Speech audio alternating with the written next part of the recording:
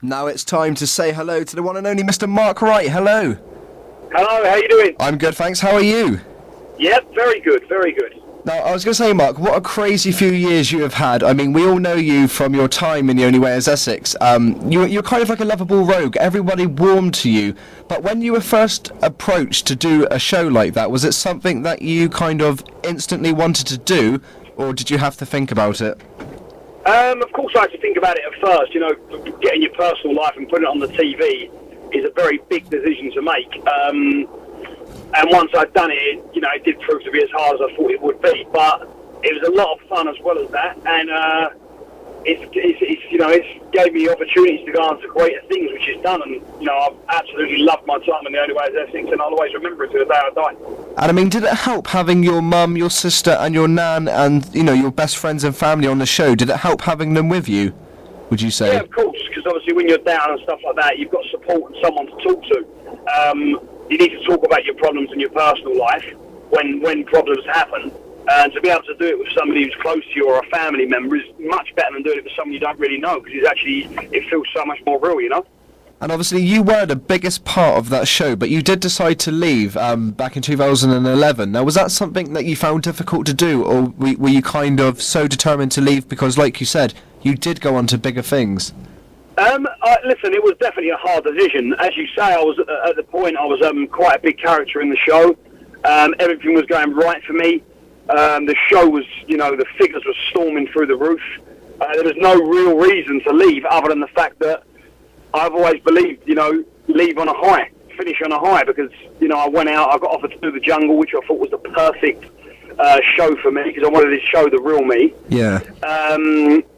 I went on there and I did that, and, you know, I've never looked back. I've never regretted leaving. However, I always will miss The Only Way is Essex.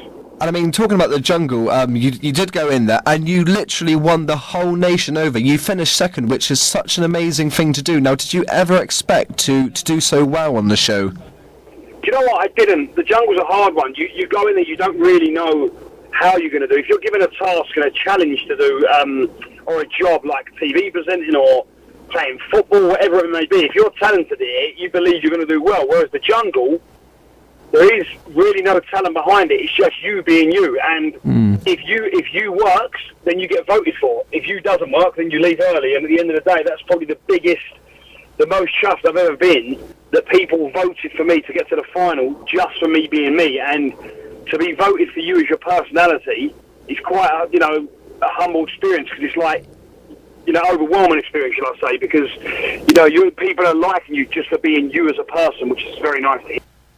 And I mean, like you said, you had such a big following, but was it mentally or physically draining? Because I couldn't imagine the mindset in the jungle. I mean, you're living outside, you're doing all these physical challenges. Was it draining at any point?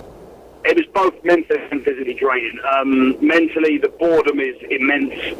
You miss home, you miss your family, you miss the real life to another level. You don't really eat, so that's hard, and the challenges are very hard. You're in the heat and you're doing things you'd never thought you would have done, like eating horrible food and throwing yourself through horrible, you know, gunge lakes and stuff like that. So the whole time from start to finish is horrible whilst you're there, but as soon as you leave, you look back and automatically say that was the best experience of my life. And did you face any of your big fears whilst you're in the jungle? Yeah, I'm massively scared of rats, and I had to sleep the night with rats one night. I was terrified. I remember that, and there was a lot of screaming at that point. Yeah, please don't remind me of it, but yeah, there was a lot of screaming. Now, I mean, what I would love to know, obviously, everything you kind of do, if it's a night out from relationships, it kind of gets in the tabloid papers. Now, is that difficult at times? Because everything you do is kind of being presented to the public. Is there any time in your life you just wished it was just kept private, you know, and not in all the papers? Yeah, of course, behind closed doors, when I'm doing private things. My life's private, you know, it's only not private when I go out to busy in the city to nice restaurants, but if you have a nice private meal and then you're walking from the restaurant to the car and you get pictured a couple of times, it's only 10 seconds, so it's not too much of a problem. And as long as I've planned to not comment on my personal life anymore, on my relationship, and as long as I do that, then everybody can write what they want and speculate. As long as I know the truth and I keep it close to my heart, that's all that matters. And another thing I just want to kind of say was, obviously now you present the Take Me Out the Gossip show, the after show of Take Me Out on ITV2. Now that must have been such an amazing moment in your career, because that's such a serious kind of presenting role to be given, and it was kind of your first major presenting role given to you. Now, when you were told that, when you were asked to do that, what went through your mind? Were you just mega excited? I was overwhelmed. I came out the jungle and I got the news whilst I was on the phone. I rang my agent as soon as I got out and I said, has anything happened? Any TV opportunities come up? And she said, well, you're the new presenter and Take Me Out the Gossip. So, of course, I was overwhelmed. As you say, it's a very big show to get. It was a learning curve. I went on there and I had a lot to learn. And I think now 3 series in, I've really grasped it and I'm doing well. And I'm only 20 years old, but I've been listening to your radio show with heart, and you're such a natural, kind of good presenter, and I actually learned a lot from listening to your radio shows. But it must have, for all this to happen in the last 2 years, it must be so overwhelming. But how are you finding your time on the radio? Do you know what? I love radio. It's one of my favourite things I do. I have so much fun. I get on really well with my radio producer, Martin, and we have so much fun. And as you say, it's kind of come to me quite naturally, I would say. And when you pick something up quite quick and you really believe you're doing well with it, you really enjoy it. And I'm honestly loving every minute of it. And another thing, I was looking earlier, you're working with Littlewoods now in another exciting project. Yep, I'm the face of menswear at Littlewoods, which is brilliant. My range is called Good Souls. And I've got casual clothes, smart clothes, daytime, nighttime. I'm loving that as well. I mean, you in general, you kind of, I think that you've set many trends with kind of guys looking after themselves, doing their hair, dressing smart. I think that's kind of, when the Only Wears Essex first started and you were on that, a lot of people kind of were going to hairdressers saying, can I have a haircut like Mark Wright, and trying to get clothes that you were having. Now, is that something that you like to kind of know, that you're kind of responsible for a lot of the current male trends at the moment? Sometimes it's hard to believe that. It's nice to be told it's a thanks, but unless I hear it myself, it's hard to believe it. Sometimes I get tweeted in pictures that people have done my hairstyle and stuff like that, and that's obviously makes me feel amazing. But yeah, if you're saying that I'm a bit of a style icon, then that's overwhelming to hear. And I know another thing. Obviously, you do obviously work out. You looking very good. Now, do you do a lot of time? Do you spend a lot of time in the gym? Not really. About 40 to 45 minutes, about 3 times a week. So it's not a lot as kind of a lot of people would imagine you do.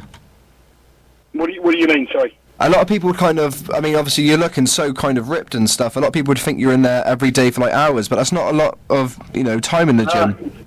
No, it's not a lot at all. I don't spend that long in here, to be honest. Now, do you have any upcoming projects that you can tell us a little bit about, or have we covered kind of? Yeah, I'm just about to fly away to somewhere in the world that I don't yet know about to film my next show for ITV2. And that's going to be me going to different parties around the world, trying to put on parties across the other side of the globe, basically, and living with people in different cultures and different climates. And that's coming to the screens October 9th, 2013, hopefully. Will that be on ITV2 as well? Yeah, that's correct. That's brilliant. And the Hollywood Nights programme, that's something I was kind of addicted to. Now, is there going to be a second series of that, or not? We don't definitely know yet. There's still talks now, but we'll see. At the moment, I'm working on this other project, and there was never really plans for there to be a second series. It was just me and my friends going on holiday that one summer. There wasn't really plans at first for a second series, but who knows? Mark, I'm so glad things are going well for you. Is it people can listen to you on the radio? Heart.co.uk. That was Friday and Saturday, 7 till 9 p.m. Yep, 7 till 9 p.m. on Heart FM. That's correct. I'm so pleased that everything's going well for you. Good luck with the Littlewoods range. Thank you very much. And thank you for joining us on the show. It's been an absolute pleasure having you on the show. Thank you. It's been a pleasure being on. See you later. Thank you, Mark. Take care. Bye-bye. Bye.